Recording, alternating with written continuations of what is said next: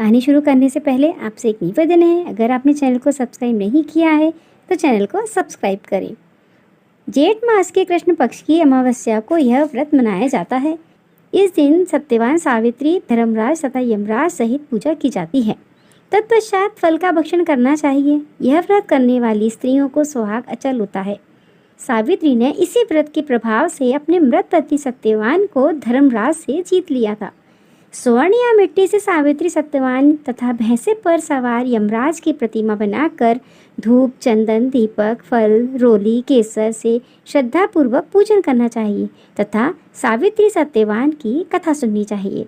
भद्र देश के राजा अश्वपति के यहाँ पुत्री रूप सर्वगुण संपन्न सावित्री का जन्म हुआ। राज्य कन्या ने धुमुतसेन के पुत्र सत्यवान की कीर्ति सुनकर उन्हें पतिदेव के रूप में वर्ण किया।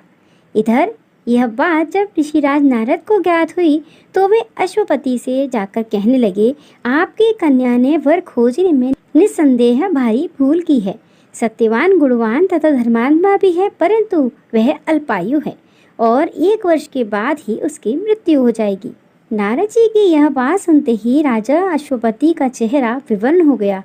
वृथा न हो ही देव ऋषि वाणी, ऐसा विचार करके उन्होंने अपनी पुत्री को समझाया कि अल्पायु व्यक्ति के साथ विवाह करना उचित नहीं, इसलिए कोई अन्य वर चुन लो। इस पर सावित्री बोली, पिताजी, आर्य कन्याएं अपना पति एक बार ही वर्ण करती हैं।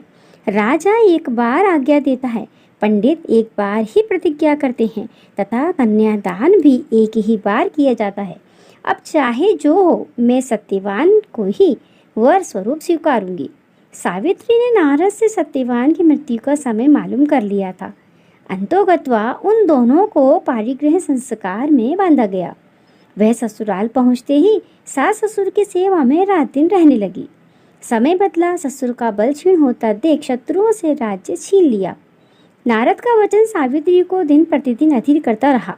उसने जब जाना कि पति के मृत्यु का दिन नजदीक आ गया है, तब 3 दिन पूर्व से ही उपवास शुरू कर दिया। नारद द्वारा कथित निश्चित तिथि पर पितरों का पूजन किया। नित्य की भांति उस दिन भी सत्यवान अपने समय पर लकड़ी काटने के लिए जब चला तो सावित्री भी सास ससुर की आज्ञा अनुसार चलने को तैयार हो गई। वन में पहुंचकर सत्यवान लकड़ी काटने के लिए वृक्ष पर चढ़ गया। वृक्ष पर चढ़ते ही सत्यवान के सिर में असहनीय पीड़ा होने लगी।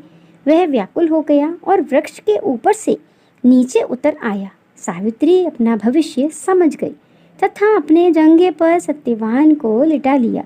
उसी समय दक्षिण दिशा से अत्यंत प्रभावशाली महिषारूढ़ यमराज को आते देखा। धर्मराज सत्यवान के जीव को जब लेकर चल दिए तो सावित्री भी उनके पीछे पीछे चल दी। यमराज ने उसे दैवी विधान सुनाया, परंतु उसकी निष्ठा देख कर वर मांगने को कहा। सावित्री बोली, मेरे सास ससुर वनवासी हैं तथा अंधे हैं, उन्हें आप दिव्य ज्योति प्रदान करें। यमराज ने कहा, ऐसा ही होगा, अब लौट जाओ। यमराज की बात सुनकर उसने कहा, भगवान, मुझे अपने पतिदेव के पीछे पीछे चलने में कोई परेशानी नहीं है। पति अनुगमन मेरा कर्तव्य है। यह सुनकर उन्होंने फिर वर मांगने को कहा। सावित्री बोली, हमारे सास ससुर धुम्मसेन का राज्य छिन गया है, उन्हें वह पुनः प्राप्त कर लें तथा धर्मपरायण हो। यमराज ने यह वर भी देखकर लौट जाने को कहा, परंतु उसने पीछा न छोड़ा। अंत में यमराज ने फिर वर मांगने को कहा। सावित्री बोली, हे भगवान, मेरे 100 पुत्र हों। यमराज ने कहा, तथास्तु। सावित्री फिर यमराज के पीछे चलने लगी और बोली, पति को तो आप ले जा रहे हैं, 100 पुत्र कैसे होंगे। अंत में यमराज को सत्यवान का प्राण छोड़ना पड़ा। सौभाग्यवती को 100 पुत्र होने का वरदान भी देना पड़ा। सावित्री को यह वरदान देकर धर्मराज अंतर्ध्यान हो गए। इस प्रकार सावित्री उस वट वृक्ष के नीचे आई जहाँ पति का मृत शरीर पड़ा था। ईश्वर की अनुकंपा से उनमें पुनः जीवन संचरण हुआ और तथा सत्यवान उठकर बैठ गए। दोनों अपनी राजधानी को लौट गए तथा माता पिता को भी दिव्य ज्योति वाला पाया। इस प्रकार सावित्री सत्यवान बहुत समय तक राज्य सुख भोगते रहे। तो आपने सावित्री की कहानी सुनी, किस तरीके से उसने अपने पति के प्राण वापस लिए, सारा राजपाट भी ले लिया, सास ससुर की आंखें भी ले ली।